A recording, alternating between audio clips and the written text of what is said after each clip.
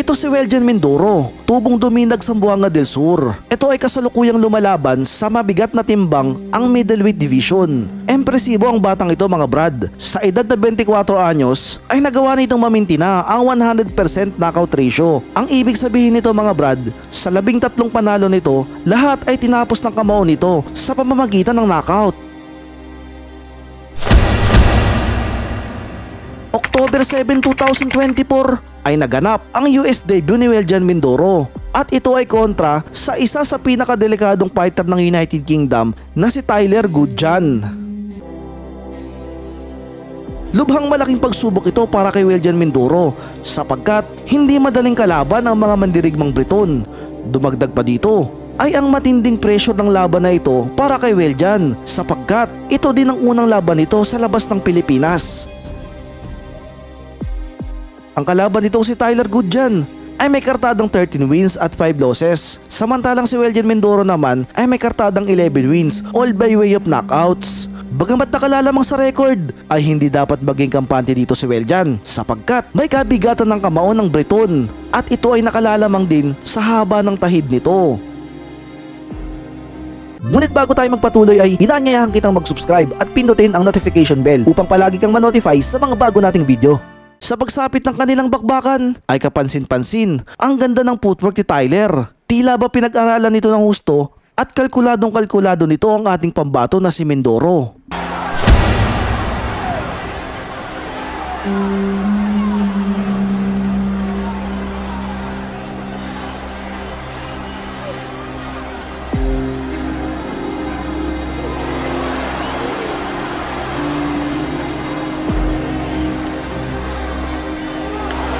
Naging masipag naman sa pagbato ng mga suntok si Mindoro, pailan-ilan ng mga jab at magagandang kombinasyon.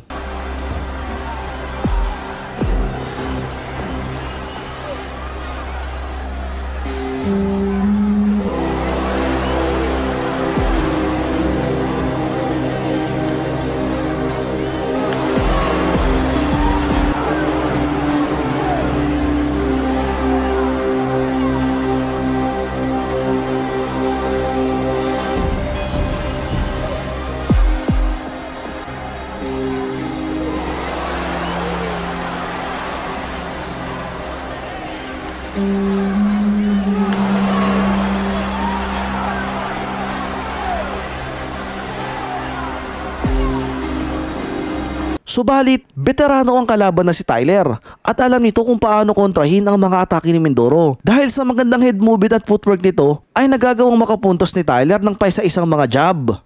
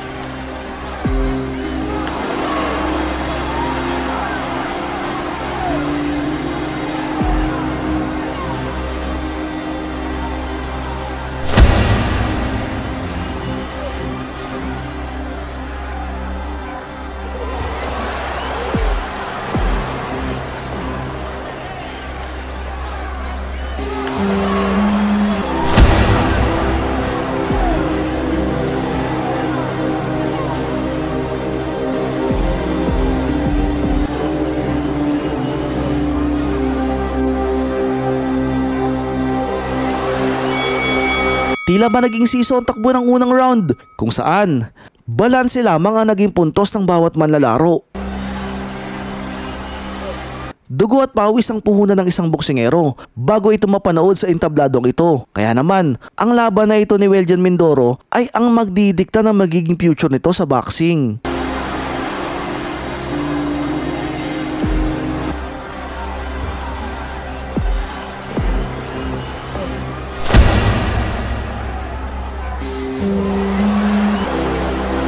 matapos tumanggap ng mga bagong estratehiya mula sa kanilang mga coach ang bawat mandirigma. Sa pagpasok ng round 2 ay nais nang tapusin ni Mindoro ang laban, subalit hindi ganon kadali yun. Sapagkat katulad ni Mindoro ay nais ding makuha ni Tyler ang panalo at kailangan na iisa lang ang tatanghaling mananalo.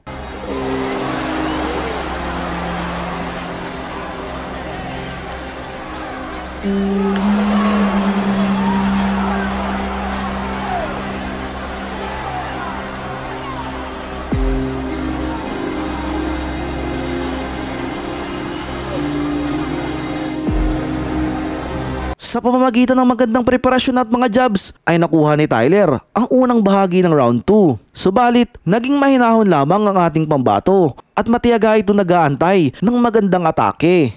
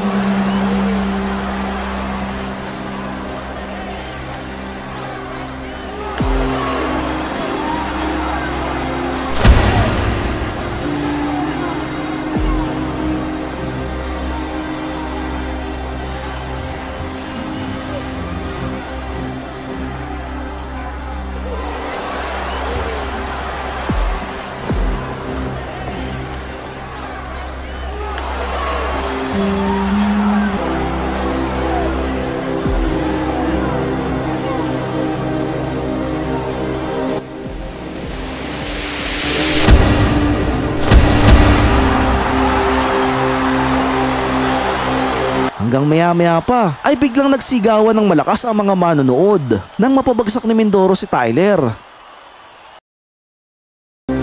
Binilangan ito ng referee.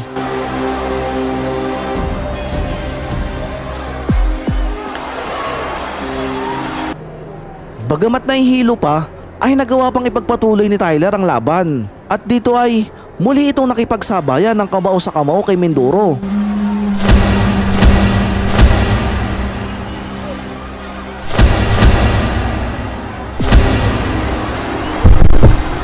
Subalit, tila ba hindi pa ito tuluyang nakaka-recover mula sa unang pagbagsak nito at maya-maya pa ay muli na naman itong bumagsak.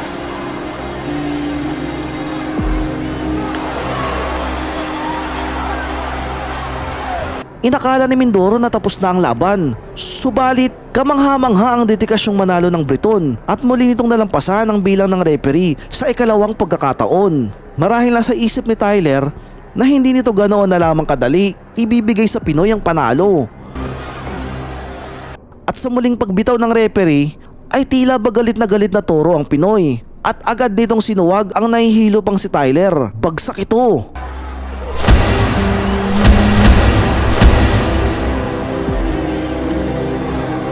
At sa pagkakataong ito ay tuluyan ng tinigil ng referee ang laban.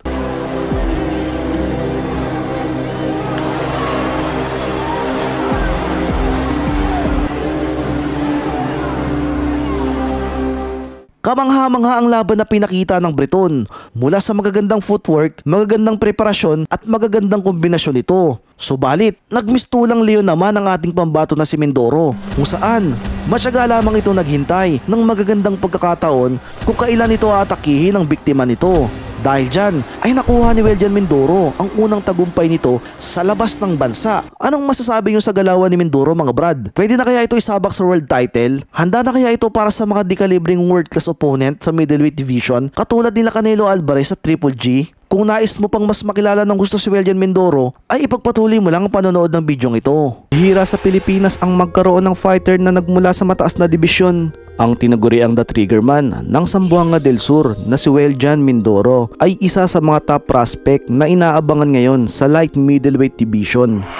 11 win all by way of knockouts, Ito ang kasalukuyang record ni Weljan Mindoro. May taas na 5'11". Ang 23 anyos na si Weljan Mindoro ay kasalukuyang number 62 sa super welterweight division sa world ranking, kung saan mayroong 1,933 na kalahok at number 1 naman sa Philippine ranking sa nasabing division. Sinilang sa probinsya ng Zamboanga del Sur noong year 2000. Sa murang edad, natuto itong magsuot ng gloves at ang boxing ang nakita nitong paraan upang makatulong sa kanyang pamilya at makaahon sa kahirapan.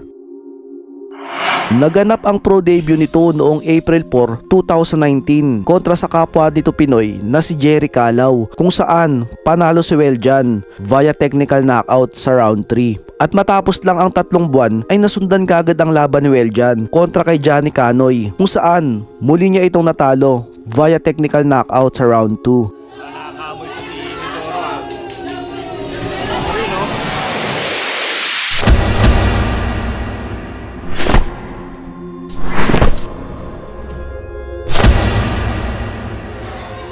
Hilo. Yun ang ba sinasabi ko. Dahil sa pambihirang lakas na pinapakita ng The Triggerman, halos kada buwan itong lumalaban at nagtatala ng knockout victory matapos ang huling laban nito bago magdeklara ng pandemic kontra kay Michael Escobia noong March 5, 2020. Ay halos 2 taon din itong hindi nakabalik sa ibabaw ng lona.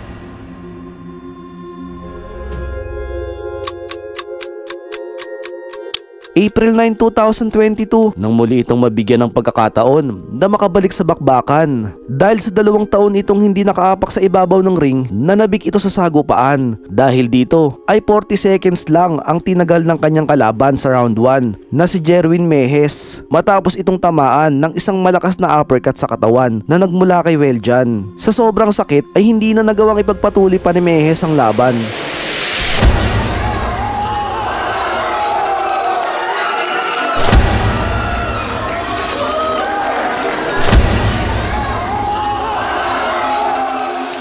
Makalipas lang ang 3 buwan ay muli itong umakyat sa ring upang subukan ang kanyang galing sa mas eksperyensado at mas mahabang tahid na si Jason Higuera. Si Jason Higuera ay may malawak na karanasan sa boxing. Dahil dito ay nagawa nitong tumagal sa laban at nabigyan ito ng magandang bakbakan si Weljan. Ngunit sa pagsapit ng round 3 ay dito na unang natikman ni Higuera ang lakas ng kamao ng batang fighter. Bumagsak ito matapos umepekto ang sakit ng kamao na tumama dito.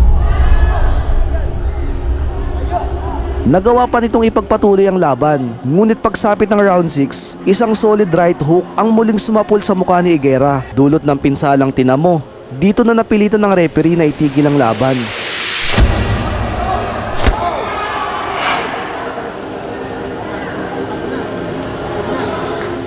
Dahil sa pambihirang lakas na pinapamalas ni Weljan, ay palakas ng palakas ang mga fighter na tinatapat dito. Matapos ang sumunod na 2 laban nito na kung saan nagtala ito ng panibagong knockout victory, May 13, 2023, kung saan ang main event ay ang Casimero versus Ngitumbua, ay nabigyan ng pagkakataon si Weljan na lumaban para sa isang title shot, ang WBO Asia Pacific Super Welterweight title, kontra sa isang veteranong Japanese fighter na si Takeshi Inoue. Si Takeshi Inoue ay may edad na 34 at may impresibong record na 11 knockout, 19 win at 2 loss, kumpara kay Weljan na may edad lamang na 23 anyos at meron lamang 10 total fights. Rank number 13 din ito sa WBC Super Welterweight Division, top 1 sa Japan at top 60 sa world rankings sa light middleweight division.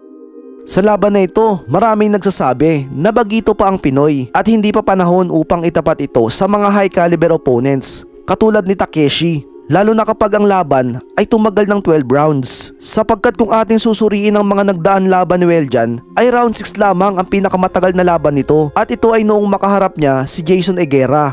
Kilala ang Japanese fighter bilang isang malakas at matapang na mandirigma, kung kaya't hindi birong kalaban ng mga ito. Kaya naman isang malaking pagsubok ito para sa batang fighter. Pagsapit ng mismong laban, sa unang round ay maingat ang galawan ng bawat manlalaro. Tila ba sinusukat pa nila ang kakayahan ng bawat isa.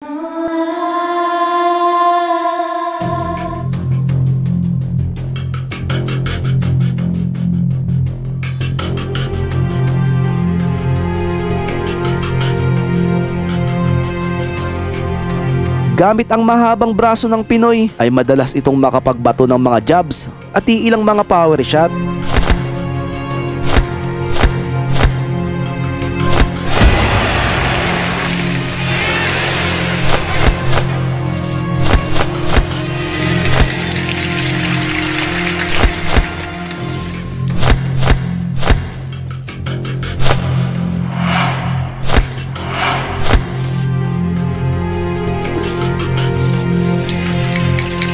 Ngunit bakas ang pagiging veterano ng Hapon at alam nito kung paano ika-counter ang mga simpleng jabs na binabato ni Weljan.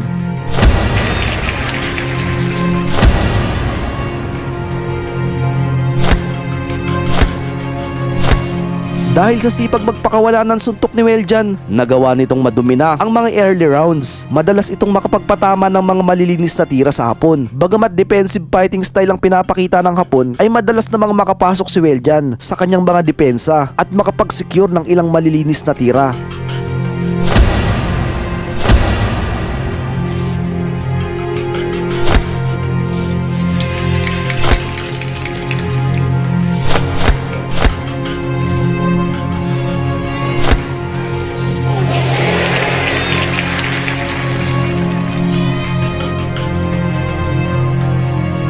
Ang laban na to ay talagang pinaghandaan ni Weljan. Puspusan ang ginawa nitong training sapagkat ito ang unang title shot nito. Kung kaya't kailangan nitong gawin ang lahat ng kanyang makakaya upang makuha ang panalo.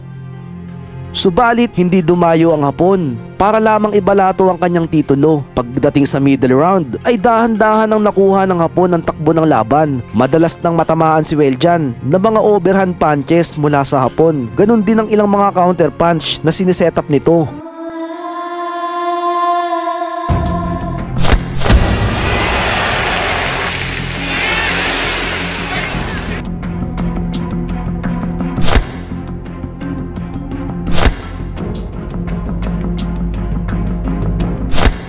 Bago matapos ang round 8, isang power right overhand ang naikonekta ng Hapon at ito ay sumapul sa ulo ni Mindoro. Sa lakas nito, inakala ng mga tao na babagsak si Mindoro.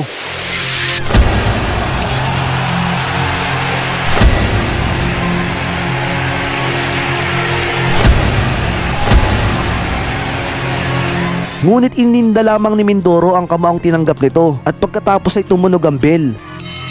Pagsapit ng round 9 ay tila ba nagkakaroon ng malaking problema ang Pinoy. Unti-unti nang nagaganap ang mga prediksyon ng boxing analyst. Nakakapusin ng stamina si Weljan Mindoro sapagkat hindi ito sanay sa mga mahabang labanan. Dahil dito, dahan-dahan ang nawawalan ng hangin ng Pinoy. Napapansin ito ng Hapon at dito nga ay sinasamantala nitong pagkakataon upang tapusin kaagad ang Pinoy.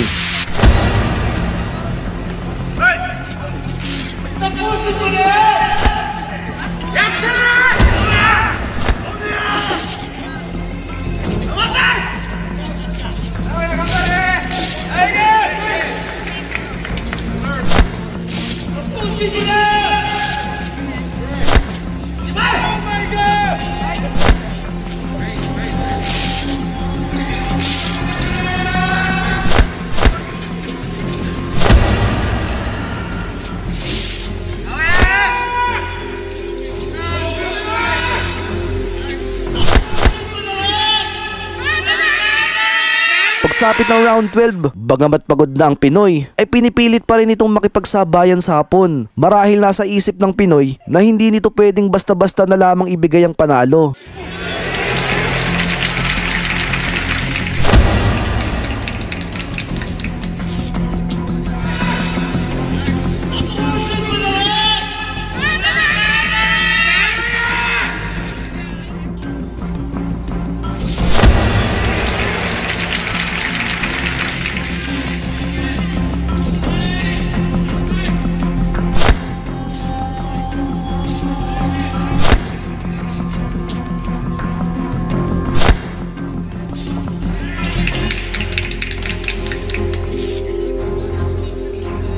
Hanggang sa tumunog ang huling bell.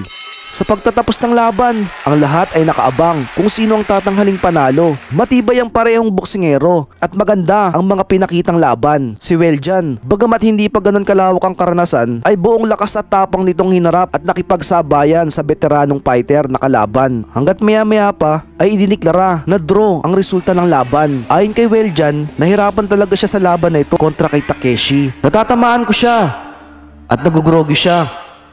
Pero hindi siya bumabagsak. Marunong talaga siya tumanggap ng mga suntok ko. Makalipas lamang ang isang buwan, ay tinapat si Weljan sa isang mas matangkad na kalaban na si Mao Tameda, isang Japanese fighter. Bagamat hindi kagandahan ng record ni Tameda ay hindi dapat magpakakampante rito si Weljan sapagkat mas matangkad nga sa kanyang kalaban at meron din itong one punch power knockout. Ngunit pagdating sa mismong laban ay tinapos kagad ni Weljan ang laban sa round 1. Ito na marahil ang bunga ng experience at improvement nang makatapat nito ang veteranong Japanese fighter na si Takeshi Inoue.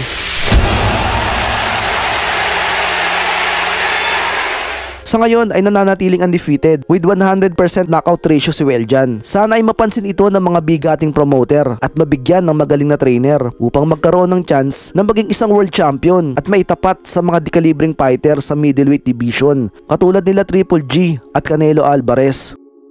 Ano pong masasabi nyo at maipapayo sa ating kababayan? Bagamat marami pang kulang sa batang ito, sa tingin ko ay madidevelop at mag-i-improve pa naman ang mga galaw nito, lalong-lalo na pagdating sa footwork.